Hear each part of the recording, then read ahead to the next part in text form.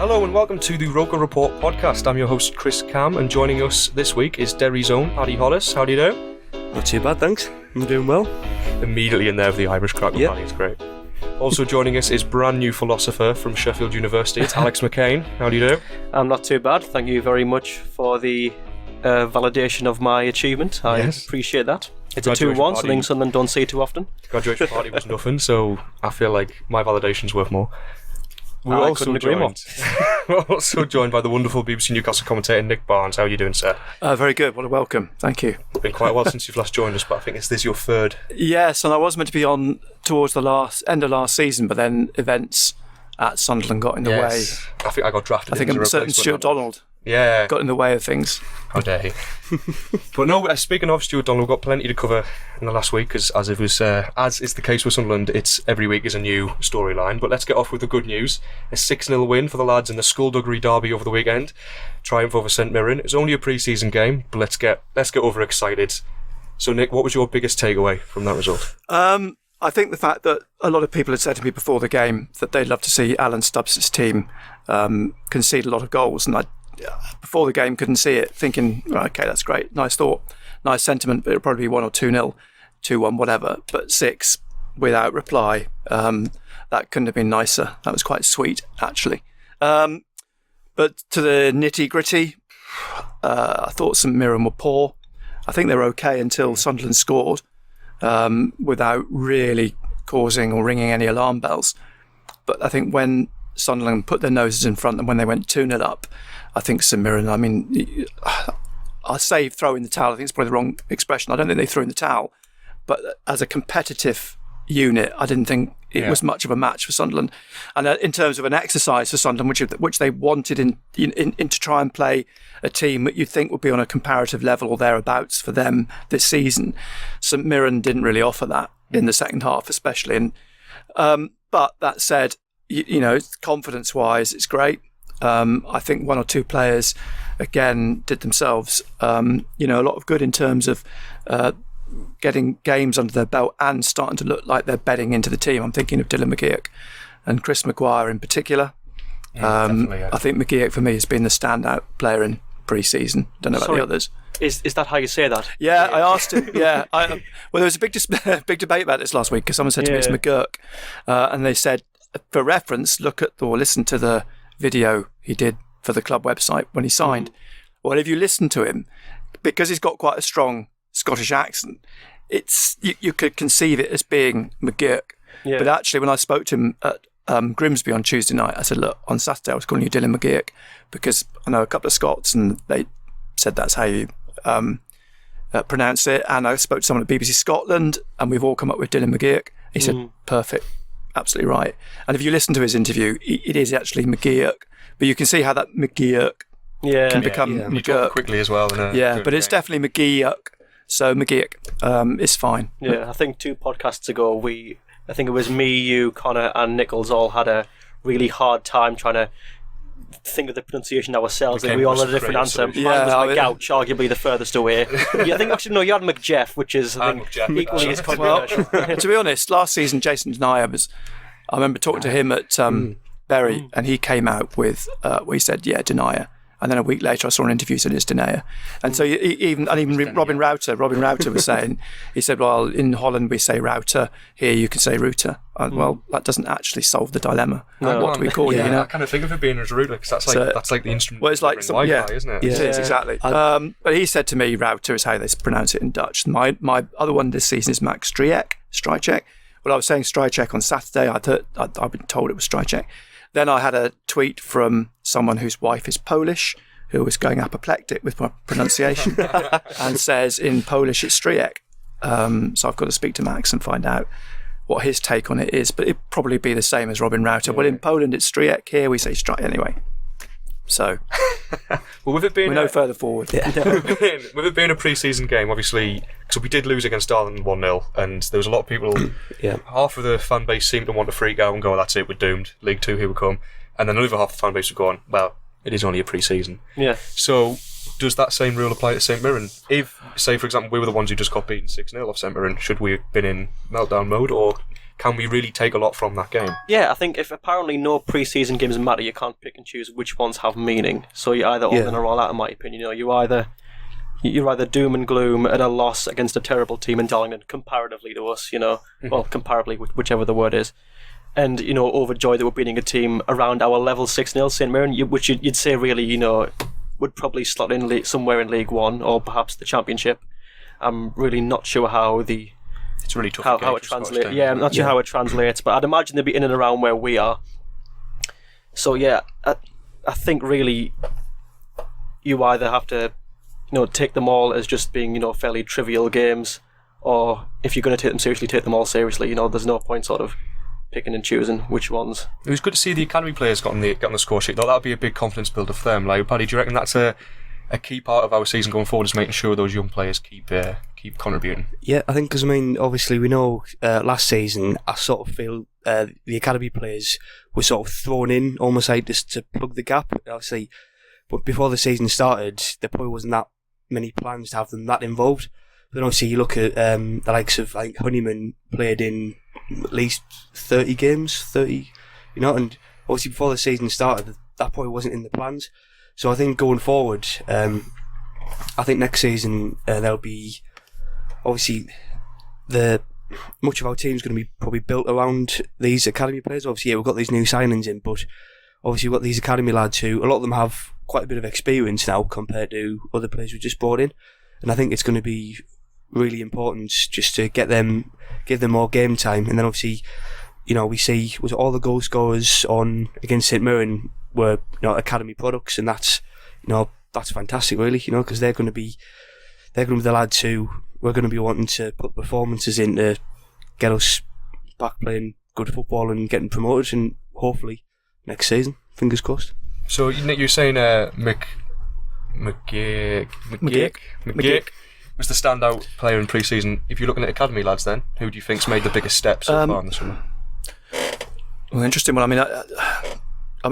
Do we discount Honeyman and Gooch as being academy lads because they've played now all last season? If we're looking at improvement and how much they've grown, I think you could probably compare them that way. Yeah, Gooch. I think it's got. I think he's got a bit more freedom now. I think he's probably playing where he would prefer to play. Barley Mumber, everyone's looking forward to seeing more of. I don't think we've seen enough of him really the last couple of weeks to really. And he's still. When I spoke to Jack Ross about Barley Mumber and Ben Kempiocca, both too young to be heavily involved this season. Is very mindful of that. But I think we'll see more of Ethan Robson, Lyndon and George, obviously. Goalkeepers, Max is probably going to be significantly involved, I'd have thought, this season, especially the rumours of Router leaving are true as well. Going back to the pre-season and Darlington and Hartlepool and Grimsby, I just think for me this season there's a plan. Last season I just think they were directionless. Every pre-season friendly last year was, as Paddy was saying, they threw in an under-21 here, under-23 here. Yeah. There was no real direction in games. They were playing players that probably weren't going to be playing in the season, and it was just all up in the air. You made the point if they'd lost 6-0 to St Mirren. Well, the big fear was, you're going to hit a Celtic like last season, which could be Middlesbrough on Friday night. But I just get a sense with the development of the team since, and I didn't see Darlington, but since Hartlepool, Grimsby, St Mirren, they've looked more rounded as a team with each game that's gone by. I think Jack Ross has got in his mind what system he wants to play, how he wants the players to slot into that. And regardless of who he's played, I think he's trying to get into the players' heads how to play rather than who plays. Because if he can get them into a system of how to play, which everyone's comfortable with, then he can slot players in and out of that. Yeah.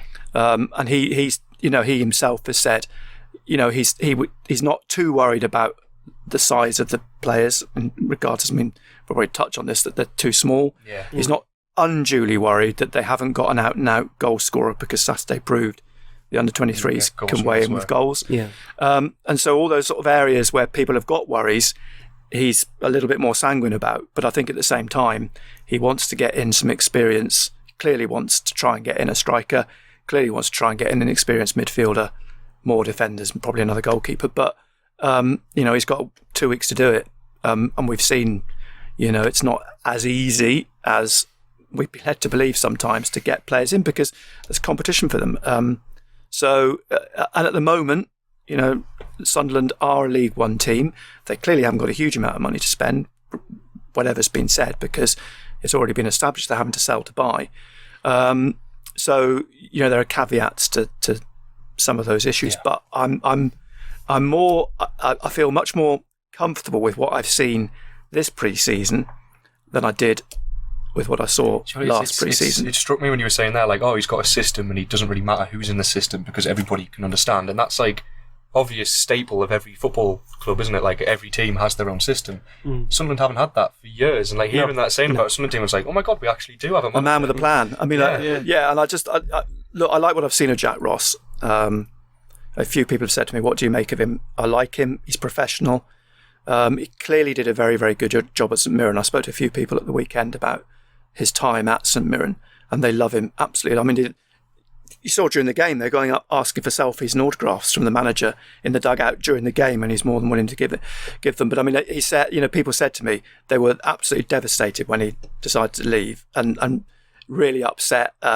Some were angry at the same time as they would never stand in the way of him advancing his career, and they know he's ambitious, and there's no way they would begrudge him moving to Sunderland to better himself. So I think clearly by what he achieved at St Mirren, he said to me, when he started at St Mirren, it was much like starting at Sunderland. He had to start from scratch. He had to bring players in.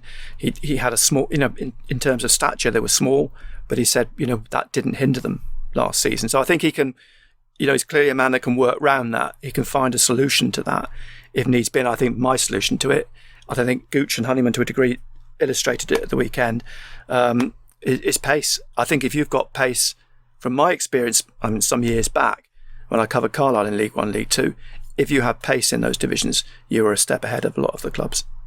I found that interesting. We obviously have a height deficiency, to sort of put it. People worried about set pieces, things like that. That's a reasonable concern. If you're sat in Jack Ross or Stuart Donald's or Tony Coton or whatever, and you're the one bringing in signings, who do you nail? Who's next on your list to bring in? Anybody? You want to take this one, Paddy? I think I could probably say sort of which positions might be going by, but I couldn't really pin down. I think we need to bring in the sort of the centre forward, which is going to sort of make people think, wow, they mean business. And obviously, there's been a couple of names thrown around, and obviously, some of them haven't worked out and everything. But I think really the only one we're still in for from the last couple of weeks, I think it's Charlie Wyke. Yeah. And I know it's interesting to know that obviously it's been confirmed that he's out injured for 4 to 6 weeks, but we're still going in for him. So realistically, I think I can see us going for him, and if he wants to come, I think we will bring him in. But it is really unusual for a team to sign a player who they know is going to be missing until the issue. September. It isn't sure, but I agree with you. Centre forward for me is the key player. If they can get someone who's got experience and can make a mark in this division. I think the one thing I noticed about Hartlepool, Grimsby to an extent. I mean, you can see a style of play for those teams, and let's be candid here. Sunderland are in a division which isn't far apart from those two now across that playing field. And what they did, or what Hartlepool did especially, is sit back behind the ball, and they're big, and they make it very, very difficult for you to break them down. Now, the one thing that Sunderland have got is lots of possession. They play well, and McGeoch's crucial for that. Play the ball a lot, possession football, but they couldn't get in behind the back four. So I think they need an out-and-out experienced striker. Who knows how to make that. Someone now, in terms of White being injured for 4 to 6 weeks and out, I'm not too worried about that, because I think you can, in this division, you can have a steady start, a poor start. There are enough games to really press the button after January and have a run. I think that they will be in for someone up front. I think even with Jack Ross saying it's not the end of the world, we don't get anybody in the next 2 weeks, I think we'll be frantically trying to get someone in with experience in that division. Yeah, I think a centre forward definitely, and more specifically, I think maybe sort of something that you've alluded to there is a big out and out target man is probably precisely what you need right now. Understands what to do. Yeah, just like a big unit, someone who's going to stand in between the centre backs, barge the shoulders and come off the better, really, just like a big presence which our pacey players can feed the ball to if need be, to make that difference in the final third. Something that I think we aren't quite seeing now. Yeah, I agree with that, because I think, the little sort of acid test for it last season before was the Checkatrade Trophy. I remember going, Rochdale, Bury and wherever, and you looked at the centre-backs and the players in those league teams, and they're big, they're uncompromising, they're not the fastest. This is where I think Sunderland got the advantage in having young players with pace, but you need someone who can get in there and just ruffle a few feathers in the penalty area, which at the moment they haven't got. Sorry. That big Kiefer Moore at Rotherham. Yeah. Prime example of that. He's big 6'5", absolute unit. He's gonna. And I don't think there's a single centre back in that division who would, And they're not afraid to elbow here, nudge here, and so on. And Sunderland they've got to adapt to that. They can have to, that will be which is something they've not found in pre-season yet. Mm-hmm. I mean, with the best people in the world, they've been quite nice. The games, there's not really, apart from one incident on Saturday when Maguire, when he's Maguire looks like he's got that. He's got that edge. He's got that edge, and he's got that in his game. There's no question. I think. I worry for Josh Madger, because I like him as a player. I think he's an excellent finisher. I think he's got the tools but he needs to develop them. He's not ready yet, and I think in this division, an experienced centre half would see him walk up the wall. Yeah, I quite like Madger. I liked him last pre-season. I thought he was stronger than Sorrow, actually. I thought of the two, that he was the more physical of the two players, but the way the season panned out with injuries and the like. I really wanted to see a photo appear on Twitter, like in the warm-ups to the first pre-season game, of Madger looking like an absolute unit, and he just didn't quite happen. It's funny, because I was talking to someone the other week about, I think they look leaner this season than they did last summer. But you look at Tom Flanagan, and he's a straw. He sort of blows about in the wind. This Ozturk looks like he's got a bit of bulk to him, but he's got no pace. And it'll be interesting to see how Louvens is, actually, because although he's 34 and allegedly no pace, he's a big unit, and that might be interesting. Well. The thing with Louvens I found interesting is a lot of fans were sort of taking to social media and sort of saying in a more negative way that he's just like a John O'Shea signing. I thought it was quite an interesting comparison, because it's like, I sort of see where they're coming from, but at the same time, I mean, Louvens has a lot more experience at the lower levels. We brought in O'Shea when he'd only really played in the Premier League. So I think I get where they're coming from. They're sort of like, maybe signed a player who some fans will think he's past his best, but at that level, I think with his experience in the SPL and in the Football League, I think he'll turn out to be like a really useful signing. I think he'll help organise our back four, which after last season is something which we really need to do. I think, because I think the back four is one of the problems last season. It was so fragmented and it was so broken up every week, and O'Shea played double the number of games he probably would have thought he was going to play, and in someone like O'Shea or Louvens needs someone around them that can pick up the pieces around them and can read their game, and that wasn't happening last season. It'd be interesting to see what the back four will be at the start. I mean, Adam Matthews and Donald Love as fullbacks, I haven't got huge complaints about it, except that Adam Matthews, as he plays at left back, is playing long-footed. Yeah, he's right back. And Love, I think is a fullback. He's definitely not a centre back. So is there a big question mark about getting a left back in? I mean, I know there's Reece James, isn't there, and he's injured, but if they can get that sorted and a steady back four, then that's a real positive. I think we're still one centre half away. Yeah. And then I'd say so. If we get a young centre half with pace, someone who can make up for the deficiencies of the other one. So it's all about balance, isn't it? Though it's. Well, I think it is, and I think that's one of the things that Jack Ross has been trying to do in this pre-season. I say that he's interchanging young players, older players, but he's trying to get a balance in terms of width. I mean, you can see McManaman was clearly going to be part of the plans. Yeah. Playing him on the right, playing him on wide. That's a real wound, to be honest. Yeah, and I think that was a blow to even in his comments after the game on Saturday. You could tell that Jack Ross was hurt by McManaman leaving, because that he was going to be part of his plans. But you can see what he's trying to achieve with a bit of width, a bit of pace.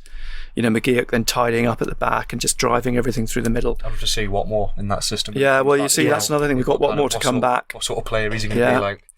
And he's not going anywhere. So Watmore will come back in and that's another signing, if you like. That is, Yeah. It's I essentially feel like one. Yeah, been without him for 2 years, really. I mean, it's a big ask on him, and I know they're taking real care with him because of the fears having had that happen to him twice is massive. So I just hope we're not in a position where we're wanting to rush him back.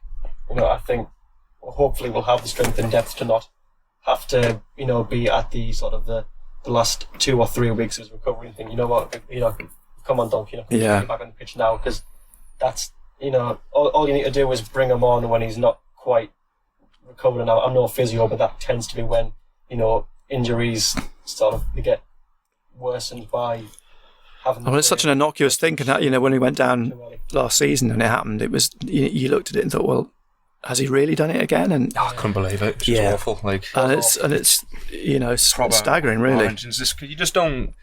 That type of injury happens once in a career to a player. For it to happen twice, yeah. And especially the fact he just come back from the S, that is just awful. He's such a nice bloke as well. He just got his degree. He was just big up one more. Can't wait for him to get back though. Well, it'd have been a long year for him as well, because McNair is back in the fray, and those two were the two that were effectively holding each other's hands for a year to try and keep themselves going. And suddenly, on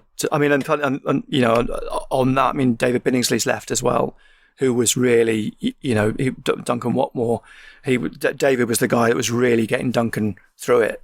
I think when David left, that was a big blow for Duncan as well. So there's a lot of things for him to get over. He's still only young. He's still got a lot of football ahead of him. So we've just touched on all that there. We're going to take a quick break because Alex's microphone's getting on my nerves. We'll be straight back. Hello and welcome back to the Roker Rapport Podcast. Thank you for the short break there, but we're just going to go into what we all think the Sunderland squad will look like if the game against Charlton took place tomorrow. And based on that squad, where do you think we'll finish? Nick, we'll start with you. Well, if it was tomorrow, I think it'd be the same team that started against St Mirren on Saturday. Yeah. Because that's effectively all he's got in terms of players with experience available. They all started. We saw the bench with 6 outfield players from the under-23s and Max Stryjek, whichever pronunciation we prefer. Max will do his way to do it. Yeah. So I think that's what would be the starting 11. Where will they finish this season? Personally, after Stuart Donald and Charlie Methven had said it when they took over, that this team, squad, club should have a bigger budget than anyone else in the division, which in theory they should. You can't see anything outside of finishing in the playoffs or automatic promotion.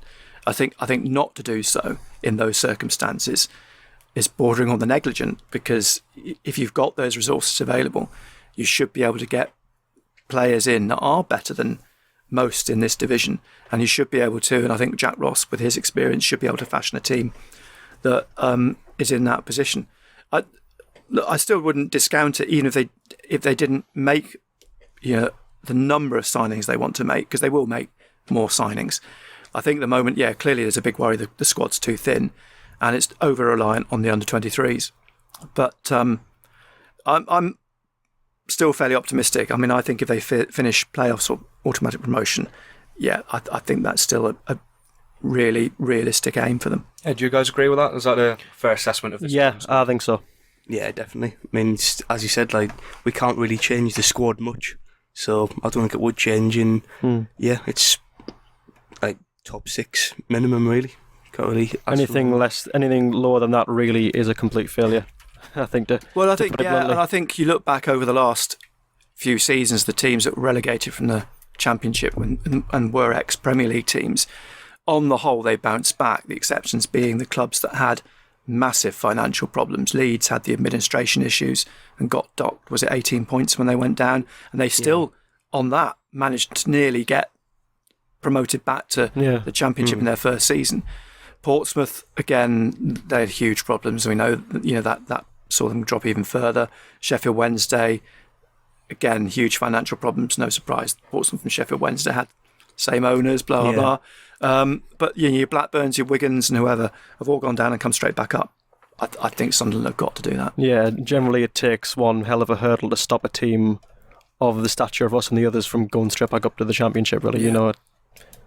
We just shouldn't be there, really. I think it's it's just too big a club. Yeah. To be in it with with all that's happened this summer and the financial side of it, they're not in financial meltdown. Yes, there clearly are still some financial issues, but they're nothing as to compare to the position that they were in. So I think, with taking what Stuart Donald said about the finances, how they're managing that, and with Jack Ross as a manager, I just think, it should still work. I haven't seen anything yet, and while there are some worries, I haven't seen anything that really makes me think this is a team that's going to implode now and plummet down yet again. Yeah. Well, we've got also the fact that Stuart Donald's obviously been very active on Twitter, has been well documented. A lot of people have got a lot of opinions on that, whether it's a good thing or a bad thing. But today he has suggested he's going to step back a bit, let his recruitment team deal with the recruitment, and he's going to stop not interacting so much, but at least publicising information that should maybe otherwise be kept private. Do we think that's a good move, or was he in the wrong in the first place? No, he wasn't in the wrong. I think it's great that he's been out there and that interaction is there, and finally, the club he's got to connect with the fans again, and that's got to be applauded. But at the same time, I think he has to put his hat on as an owner and chairman and think, right, what's the effect on Jack Ross, Richard Hill, Tony Coton? Yeah. And as I understand it, they're clearly not, what they might say publicly, they're clearly not happy with it, because it is undermining what Richard's trying to do in terms of getting players in. I know, historically, any football club, they don't like their targets being known because it actually alerts other clubs. It starts this whole sort of chain of undermining their attempts to target a player, because if another club knows you're trying to sign them, they start to go to the player and say, well, we can do this, they can't do that. And although in football most teams know who's chasing who because the agents are ringing round and trying to offload players, but I just think at the moment, by all means, start talking about what's happening within the club in terms of the finances, in terms of what they want to do with the club. But I think just leave the transfers and that side of it to Jack Ross and the football half of the club, if you like. The classic route. I think as well, if Stuart's publicising a lot of what would be normally considered quite sensitive information, it encourages the club which we're trying to buy the player from to hold out for more money. If they're expecting a bid from us, let's say they're not expecting a bid at all, and they hear that Sunderland are interested, they'll go, okay, right, Sunderland, pull up the dossier, right, they've got this amount of money. Let's not let go of player X for 400k. Let's hold out for a bit more. We know how interested they are. We can infer from the chairman's tweet just how desperate they are for this player. So let's see if we can peddle them for $1 million. And it's I think as good as it is that he's giving this interaction, it does have the potential to shoot us in the foot like that. I think things like last week, and he said there'll be 3 trialists at St Mirren. That's a bad one. For starters, and clearly there weren't. And Jack Ross is asked about it afterwards and sort of raises his eyes to the ceiling. It's a sort of it just makes Jack Ross his life a little bit harder, because yes, he may well have wanted a trialist or 2 there, but if it hasn't happened, he's not really helped by the chairman saying there will be 3 trialists at St Mirren. And I think the other thing is that within the same sort of interview, Stuart Donald is saying, well, look, I don't get involved in the transfers, I leave that to Richard. Well, you are involved, but at the same time you are involved, because you're the chairman and you're the one who holds the purse strings, so you're either involved or you're not involved. If you're not involved, and leave it. So just let Jack and the others get on with it. If you are involved, I think you've got to be a bit more sensible about what you're saying to everybody about how far advanced some things are, and because it's actually not constructive for Jack Ross and that side of things. Do you think maybe one of them have got hold of him, just had a little screen and just say? I think, I think it's an unnecessary sort of area of questions for Ross as well, because it's like he shouldn't have to be in, say, like a pre or post match press conference. He shouldn't have to be answering questions about, so why did your chairman tweet this? It should be focused on like the players on the pitch, and then obviously if there's any, more sort of official rumours, then they'll be addressed there. But I think it'll be a weight off Ross's shoulders to not have not have to answer those sort of questions whenever there's been a game on. What's all this about? And he's just like, I don't really know. Like I just can't give that information. I think it's quite difficult for him as well because inevitably after every transfer window, the manager's always asked, anywhere near it to anybody coming in, anybody going out. But I think as he's alluded to it a couple of times when he said when he's been asked about Charlie Wyke or Billy Sharp or whoever. I mean, he quite rightly said, well, look, even if I was interested in that player, he's not ours. And there are rules, there are Football League rules and so on. If he starts saying openly that, yeah, we're close, we want him, that makes his life difficult as well, I think. Yeah. Well, we've got some questions for you from our listeners, Roker Rapport fans on Twitter. First of all, from Jake Collinson, he asks, have you had the pleasure of speaking with either Stuart Donald or, as he puts it, Big Charlie Methven yet? I've met both of them, but only once. I met them when they held the press conference for taking over the club. Other than that, I've not seen them since. Not spoken to either of them since. And we've seen quite a lot of them, actually. Yeah. Well, nearly Connor. I mean, no, it's good. Connor probably knows him personally. Yeah, I mean, I've no issue with that. I mean, historically, with every club with the owners, I mean, I don't have really a huge amount to do with them because really my day-to-day job is the football. Yeah, exactly. For me, the important man is Jack Ross. Well, not that Stuart Donald's not important before you. Of course. Can't wait to publish that one, can't we? Scandal. Nick Barnes doesn't rate Stuart. No.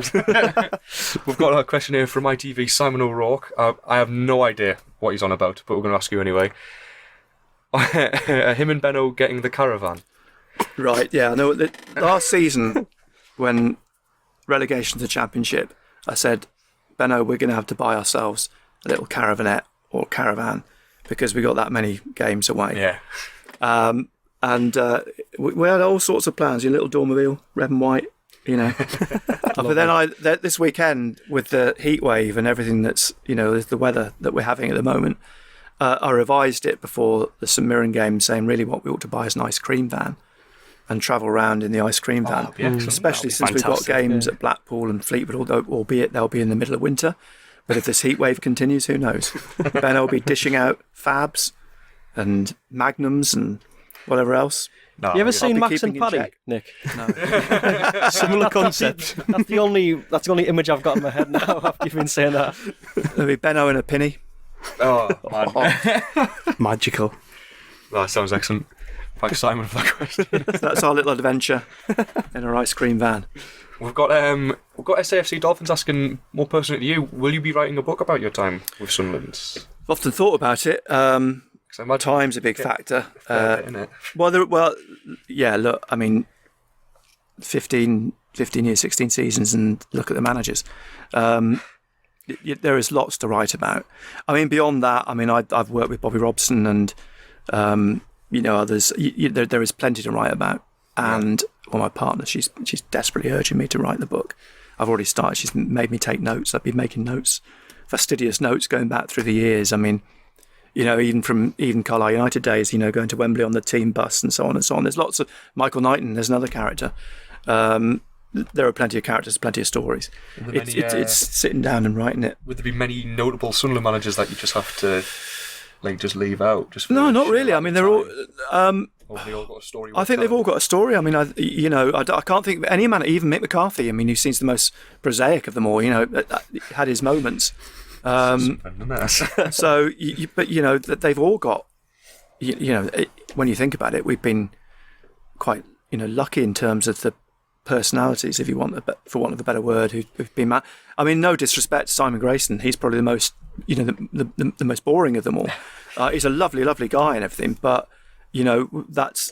I think Jack Ross has got something about him. I think there is something about Jack.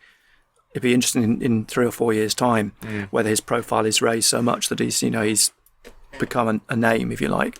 But over the last 14, 15 years, I mean, look at them: Roy Keane, Sam Allardyce, Martin O'Neill, Paolo Di Canio. There's a whole book in Paolo on his own. But there are so many riches there to mine. It's the book really should be written at some point. So is Grayson more boring than Ricky Sprager? No. Oh, there's Yeah. But again, look, don't get me wrong, they're both really, really nice guys. I mean, they are often said in football, football's nice guys. I mean, they are genuinely really decent blokes. Yeah. So I hate it sometimes when you see players as well who are really nice, brilliant, lovely guys getting battered sometimes on social media. You think, well, look, it's not for want of trying sometimes, but, you're sometimes targeting the wrong people. But, Ricky, Simon, just really good bloke, top blokes. Oh, yeah. My favourite quote from Eddie Sunderland has to be Mick McCarthy. Rather than that terrible season, we win a game finally, and the reporter asks him, "Oh, how does it feel? Do you feel like you had a monkey on your back?" And he goes, "Monkey? I had the entire planet of the bloody apes." Fantastic. He was very good at the one-liners, actually. There's some fantastic ones from Ipswich. Because in particular, Mick, there was a newspaper reporter that covered Ipswich who he just didn't like, and so I think on a weekly basis, the jousting between those two is probably a book on its own, actually. Yeah. Just the little book of one-liners. Oh, it's fantastic, especially towards the end of last season when it was all obviously coming to a head at Ipswich. I quite enjoyed that, how he just stopped caring. Yeah, he just wanted to antagonise them for the sake of doing it, didn't he? It's good how I love that. Yeah. How he said he was going to leave at the end of the season, then left before it. Was that with a few games left? He must have just been sat at home thinking, I'm having a really miserable time. I'm leaving at the end of the season. What am I? I'll just leave. I can just leave now, and it'll be fine. They're not going to stop me. Anyway, moving on to the next one. Let's have a quick check of what we've got. Squad being thin is a big question. A lot of questions about the squad, which I feel like we've tried our best to cover because we really just need as many players as possible. This is a one for everybody, but it's from Ross Robson. He's asking you, do you know why we're still playing cat and mole? Good question, because they clearly don't want him to be there in terms of his wages. At the same time, Stuart Donald said, didn't he, last week, if he's still here, they can pay his wages. And at the moment, I can only assume it's because of the issue we've talked about earlier, the squad being thin, and he's an experienced player. I think if he's mindful that they're not going to get players in, he needs Catamol on board. And rightly or wrongly, it's not Catamol's fault he's being paid the wages he's being paid. I think he feels himself that he's been a bit hung out to dry on that one. But, it's not a Jack Rodwell situation. If you've got a body and he's fit, then that's the big I think he's going to play. All the last few years, isn't it? Is he fit? And when he is fit, has he got the legs to actually keep up players? Do you think? I don't think he's got the legs anymore, but and I don't think he's got the legs to play 90 minutes. This day and age in a league as rigorous as League One. But if he's there and available and he's in the squad, then it's a body, and that's what they are. That's what they have not got at the moment. Considering as well that it might just be the case that our squad's a bit thin come the end of the transfer window. If we haven't shifted him, chances are he's going to stick around and he's going to come off the bench or whatnot. Exactly. Yeah, I think that it's. So don't cut your nose off to spite your face. I think is the situation. I think Jack Ross is very good at that. Realising that these players, because when you look at it, Ndong, Djiliboji, Kone are nowhere near being involved. That's the thing. At least so you can clearly see that. I'm thankful. You can clearly see that Catamol, while he may not want to be here, is going to still give his all and could still be part of the plan, even if it was only to January. Yeah. Well, go over one here. It's about past regimes. I think we could probably go into it a bit more and get your thoughts on the last ownership. Martin Bain in particular. Do you think Martin Bain got... The question from Rob Hutchison is, do you think he got it right at the end of the day? I think that's... Not interesting one. I think... Did he get anything right at the end of the day? I think Martin Bain suffered from being part of the old regime, if you like. He became stigmatised in the same way that certain players, because they were identified as being with a failing team or a failing club, become objects of derision because of that. Martin Bain was brought in specifically to do a job, and that job at the time, call him a hatchet man if you like, which I did to his face, which he didn't like, but I think basically he was a hatchet man. He came in because the club was in such financial trauma that he had to start doing what he was doing. Interestingly now, Stuart Donald and Charlie Methven are doing much the same thing, but because it's a new regime, it's looked at in a different light. They've got the... I think, Martin Bain, look, he wasn't popular. He didn't really... I mean, that's another thing, because he didn't put himself out there like Stuart Donald has. That's another reason. And when he did, it was always behind. And when he did, it was always behind the problem. It was always behind the big issues. Not bad news. So inevitably, he was going to get tainted with that brush. I don't think it would have mattered what he'd have done. If he swung in and said, "Here's 50 million, all your troubles are over," I don't think people would have accepted him because of this association with Ellis Short, with the old regime. But he was here to do a job, and he was doing it. And in fact, he said himself he could have been a lot more brutal than he was. And in many ways, he was holding back. And Charlie and Stuart have come in now and doing the brutal stuff. Yeah. But because it's new and they're the new owners and it's a new beginning, if you like, it's more acceptable.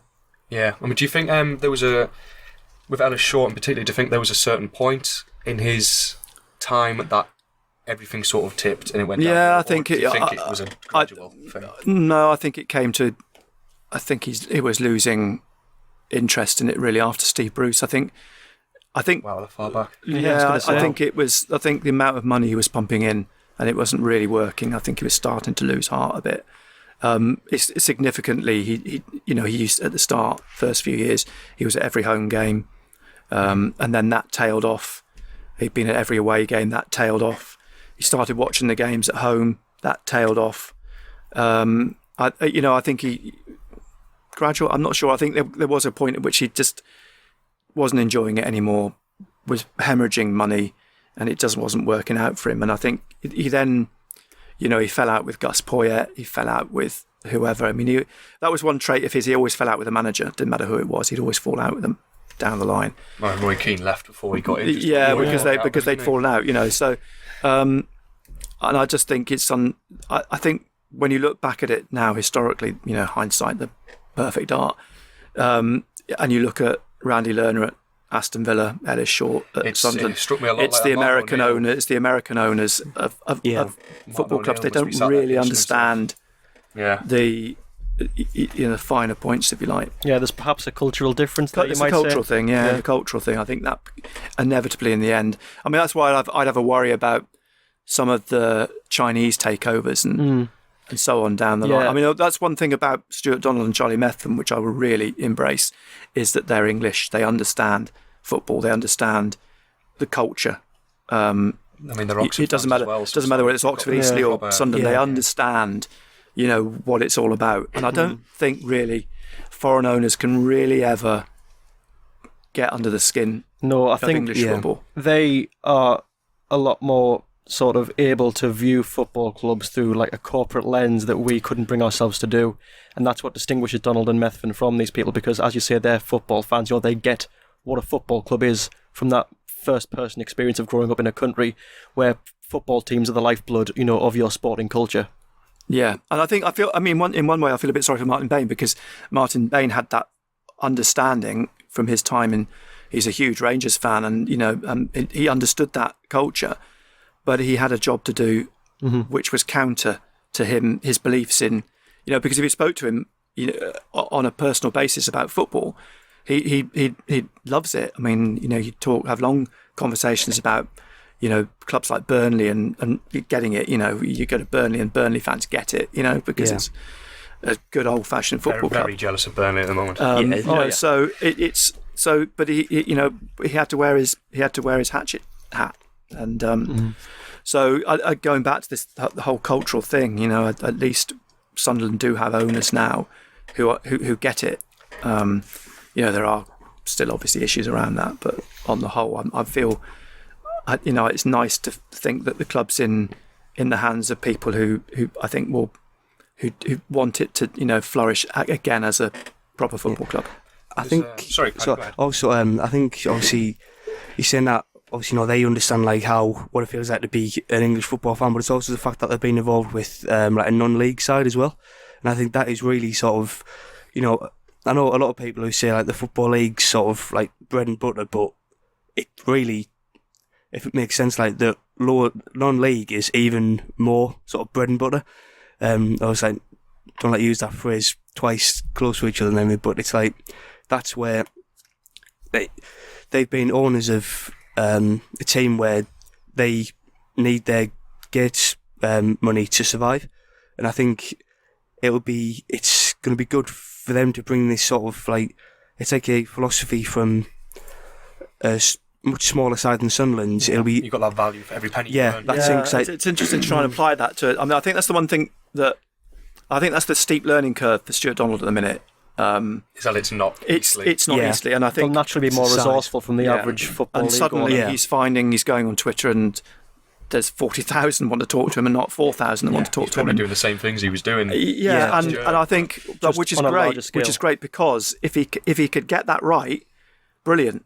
But it's not going to happen in 2 months. It's not going to happen before the start of the season, and it might not happen for another season. But if I think that's the thing about Stuart Donald, and you can hear it in the way he talks. And having met him, he's a big kid at heart. I think when it comes to owning this football club, he wants it to be this, he wants it to be that, and he wants it all done now.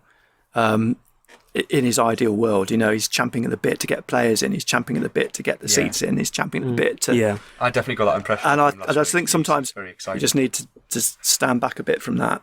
It might you could do it at Eastleigh, but I'm not so sure you can do it at Sunderland. I feel sorry for him for a bit because he's getting criticised from fans for not buying players and like you're promising this, you're not delivering it, or like you said we've got this budget but you're not giving us any of the players for it. It's like. He does really, really want to do it, though. Yeah, I think that's a good point. I think he's been criticised for caring too much in a way. Yeah, and it's hard. I just think, which is another reason when we were coming back to what we were saying earlier about maybe just pipe down a little bit, just step back a little bit, and don't allow yourselves to make the fans have expectations. Yeah, I think with terms of the budget, though, I think a lot of people don't understand is that like it's not just like a transfer budget. It's like basically a budget to keep the club operational.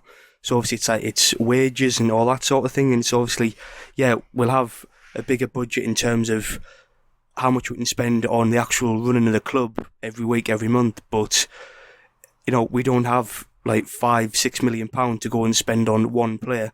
And I think it's like it's hard because obviously we've come crashing down the leagues, and obviously it is a bit of a we're in need of sort of a reality check. I think a lot of fans, obviously no disrespect to any fans, but it's that we're used to, a lot of fans, we used to be in that position where we're expected to go out and then, 5-6 years ago we're spending 10-15 million pound on one player.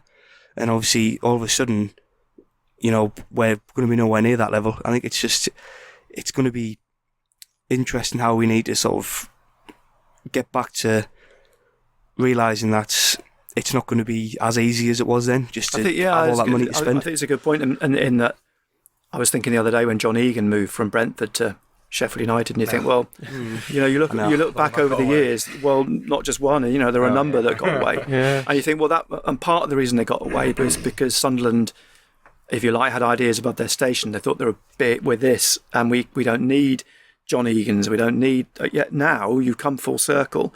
John Egan was a homegrown player, would have sat in the Sunderland defence now, and here they are looking to try and get a centre back in. He would have been our best player. So you've got an academy now, which more than ever is important because there are young players, and there are clearly one or two there who could be real players, and you've got under 23s now going to be the fulcrum of the League One team. You've got, it's amazing that a number of people I speak to who've never heard of the Checkatrade Trophy or don't know how it works, and that's not because it's just because it was a competition for teams in League One and League Two where they never in a million years expected Sunderland to be playing. Well, they're there. That's where they are now. They're a League One team, and you've got to try and in your head mentally get your heads around that, and in the same sense that Jack Ross, he's having to work on a League One budget and look at League One players, and a lot of fans will argue like, well, you promised us more money than any of the League One side, and say, well, if you look at it, there isn't a lot of money being spent in League One at all. You've also got the fact that we've got we can't go signing 2 more centre halves because we've still got Kone at the club. Mm-hmm. Well, it's it. Suddenly, financial fair play is still a big issue. It's all well and good saying we need another 10 players or whatever in, but you don't want to get back in exactly the same position you were in 2 years ago with financial fair play, because people will say, well, hang on a minute, you're still getting gates of 22,000, whatever, that's your season ticket stuff. But commensurate to that, your wages are still pretty high at the moment, and you're getting more players in. And there's going to come a point where, oh, hang on a minute, and I think they are having to work around that at the moment. FFP is a hindrance because they've got Coney, because they've got Djilibodji, because they've got Katamol, because they've got Undong. Yeah, we've got these big chunks of useless wages that need to go before any more substantial movement can happen. You know, I think you could sneak 1 or 2 more players in, but you're not going to have that. I think that massive overhaul that people want is not going to just immediately happen because you've got the likes of Djilibodji and Coney just sticking around doing whatever. If you wrote down all of our ins and outs, it'll look like a massive overhaul. I think at the moment, in the thick of it, it's difficult to see. I think once the season starts and the squad's settled, and we will win a few games, we might not be blowing people away to start with. But I think once we start the season, everything will settle down. Everyone will get it. Everyone will pull together again. Yeah, and I think and let's be real. It's a tough start. I mean, you know, in a way, they've got the 2 worst games they could have asked for. You know, Charlton, who narrowly missed out, Luton, who came up with on fire. I mean, that's not going to be easy. And the last thing you really want is to lose those 2 games, and then people start getting on the back. So you haven't spent this, and I think if they get anything from those 2 games, you know, that's a real bonus. Looking at the squad that Sunderland have got at the minute, and the fact they're going up against 2 teams who've already got momentum and won't have to have done much in the summer. They're ready and they're finished. They're ready. They're in their rebuild process. So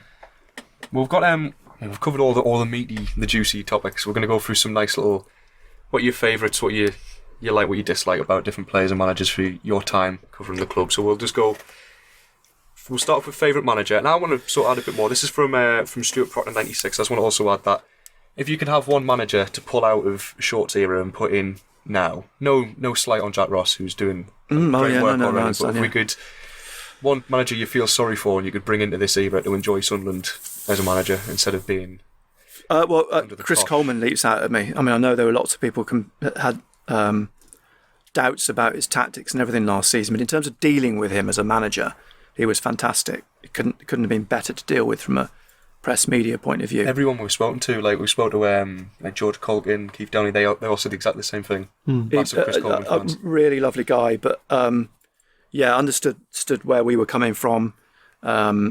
Genuinely nice guy, brilliant to deal with, and you know, in that sense, he'd definitely be up there. I mean, the funny thing is, on the other end of the scale, in terms of, you know, personalities and not being one that was who was out to be your friend or anything else, was Roy Keane.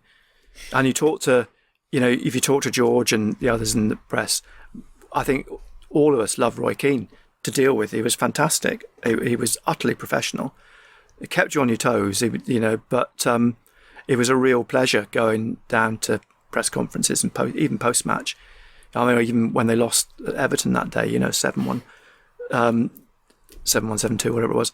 I mean, you know, he was fantastic. I mean, he really was brilliant to deal with. So I'd certainly have had Roy back in one sense. Just to do you think he'd work with Stuart Donald? No, I don't think it takes a very certain. I don't think Roy can work with anybody, to be honest, as a manager. I think you know, and I think it's the old adage: "Don't come back," isn't it? You don't come back. Yeah. But for that, you know, that small window on his time here, it was great. I mean, brilliant. That was a really good time. I always feel like Martin O'Neill didn't get a fair crack. Yeah, I like Martin. I mean, more. His football was boring. I mean, I don't. Yeah. I did think he'd sort of hit the buffers a bit. Look, historically, I think one of the reasons that good managers hit the buffers here was because there was no money and they were hamstrung by. Is it true that one of his key coaches that he'd been in for a long time left, and that sort of coincided with the slide, or do you think that was? I think the big thing was, I think this Roy Keane, Martin O'Neill, you can apply the same thing. Roy Keane never brought in a strong right-hand man. Having Tony Loughran as his right-hand man was a mistake. It just didn't work. The players didn't respect him. There was nobody to stand up to Roy. I mean, Brian Kidd was going to, or he asked Brian Kidd to come in. I think if Brian had come in, there was someone with experience who would have done that. But Tony wasn't that man, and that was an Achilles heel for Roy Keane. For Martin O'Neill, John Robertson not coming was the same thing. He didn't have that right-hand man that made it work for him. I mean, you look at, I think historically, managers who tend to work, they have a good right-hand man, and Steve Bruce had Eric Black, who was very good for him. Martin O'Neill had always had success with John Robertson, but when John decided to stay in Edinburgh and not come, I think that was the writing on the wall. I think it's interesting now that obviously Martin O'Neill works with Roy Keane. Roy Keane When you look back at it, he strikes you as the number 2. He's an excellent right-hand man, the one who commands respect from the troops, so to speak. And it does seem to work. And then, you go back to Brian Clough, don't you, and Peter Taylor. I mean, and when they weren't working together, it didn't work. Yeah.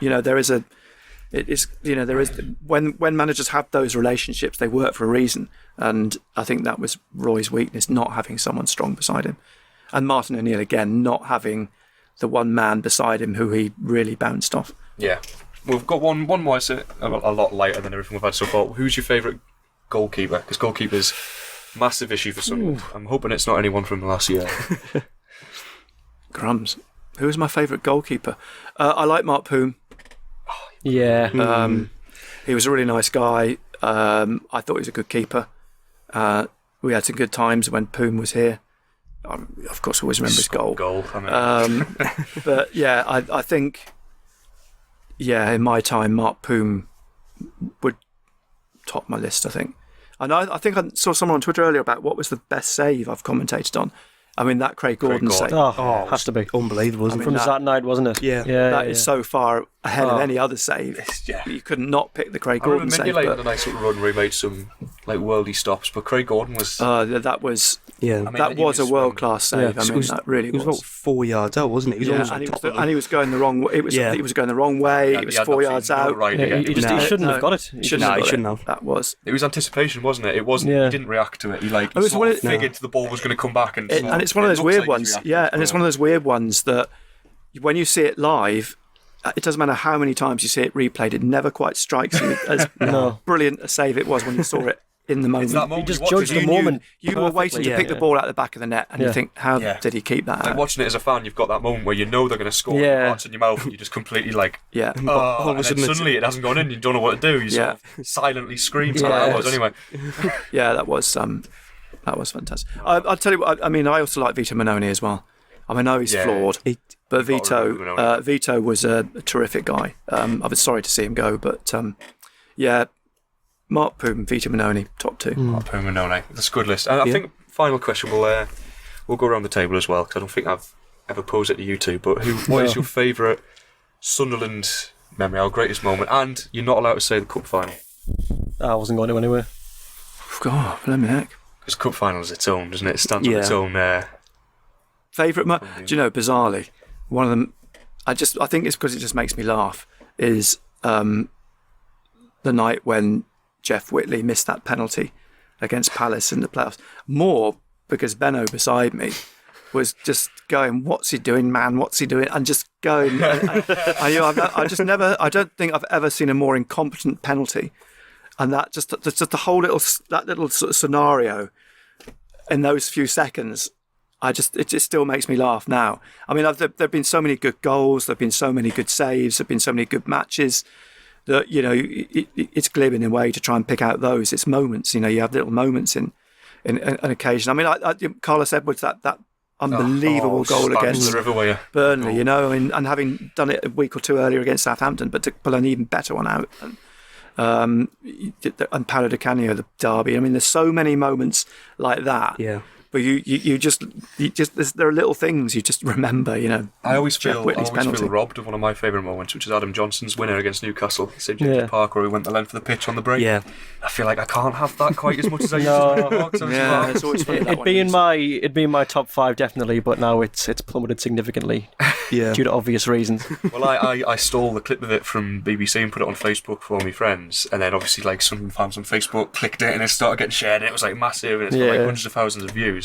And I was buzzing with myself because I was only young, and then I sort of hide it from people now. It's I can't have a video of Adam Johnson on my Facebook. It's a secret shame now, isn't it, that really? It's like that game never took place.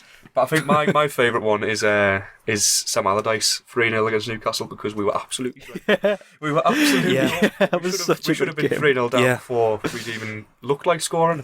Colaccini shouldn't have been sent off. McLaren shouldn't have been sacked, because he would have won that game. Would have been wonderful. And I like it because I know how much it upsets Newcastle fans. Yeah, on a different day they win 4-0. Yeah, and easily. There's no question about that. Just all needed is for just one of the goals in the first half to go in, and heads just drop.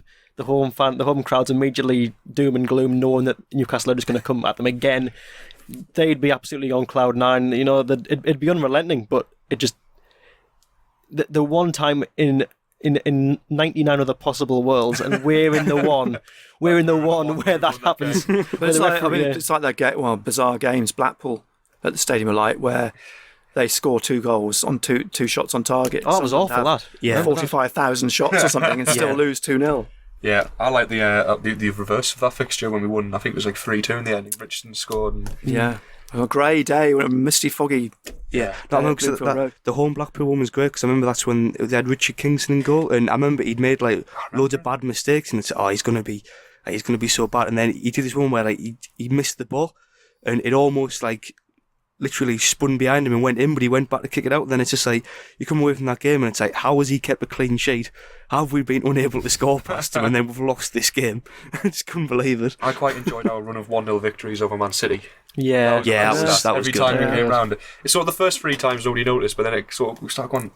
We've got a weird knack. The first one was because there's G just stumbling over the ball. I mean, you couldn't. Yeah, and there was one where there was one where Campbell got injured, like the bad injury, and then I think Danny Welbeck made his debut, and that was like the start of that little chapter in Sunderland history. But it's weird. I mean, there are weird things like that. I mean, the Man City thing, and the Man City when they won the Premier League, and Sunderland were the only team that they didn't beat that season. And we did that with Wolves, and then doing it again with Wolves without conceding a goal. I mean, you couldn't write it, could you? How could you? Wouldn't if you said to someone that starts in, you're going to finish, you're going to be the worst team in the Championship.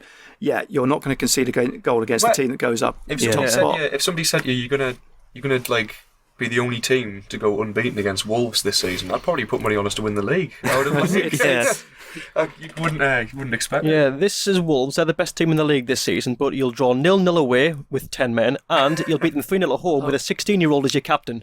And then how many 3-3 draws last season? You know, you just think, oh my god, Bristol. It's just I feel like we bizarre. cling to ironically funny games because we have nothing else of late to brag about. It's like a defence mechanism almost. I'm upset at the people on Twitter criticising Sunderland fans for calling it Bristol. And it's like, can we not just have a little bit? Can we have fun? something? Can we have even win? We're not actually celebrating. I mean, the bizarre thing is, another couple of minutes they would have won, wouldn't they? I mean, that was Didn't somebody miss a sitter, didn't they, when it was 3-3 to win it? Yeah, they did. Probably Fletcher. Probably. Yeah, I think. Yeah, it's just like, I mean, if we'd won that one, I mean, that would have just been incredible to go like and how well they were playing as well. Like obviously, still going for 70 promotion. minutes, there was only one winner, wasn't there? I mean, they could have been 6-7 up. Oh, easily. We're such a funny football club. Yeah, we are.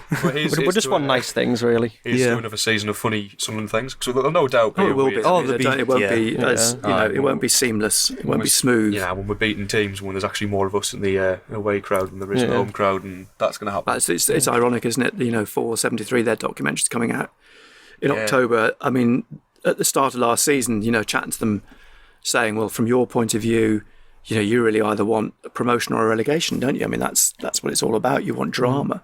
And not only do they get relegation, they get 2 managers, they get Bristol, they get everything else thrown into it. I mean, you must have think someone said, you know, if you've sort of underneath it all, if you sort of think suspiciously, you think someone's, you know, planned all this, so they just got a great documentary out of it. I know 473, the company that do all the carpool karaoke's with James Corden. So I'm looking forward to Stuart Donald, Charlie Methven karaoke, like Jack Ross carpool karaoke. Oh, it's got to happen now. Now that you've said it, it's got to happen. As long as it's not the station taxis one. No disrespect to station taxis. Well, that's. I think that's a good place to end it off then. So thank you very much for joining us, Nick. Pleasure. Once again, you're welcome back anytime at all. Grand. I can't believe we've gone through the entire podcast about barely mentioning Benno, but more than a couple of times. Legend. Apart from the ice cream van. Fantastic tangent, if ever there was one. Keep your eyes out for Bloomfield Road when we're in the snow, getting an ice cream. I wonder what this tune will be. And thank you very much to Paddy Hollis, coming all the way from Ireland to join us today. It's a pleasure. And Alex McCain. Thank you very much once more. I've been Chris. Thank you very much for listening, and we'll catch you at some point in the future. Bye. Adios. Bye-bye. Bye.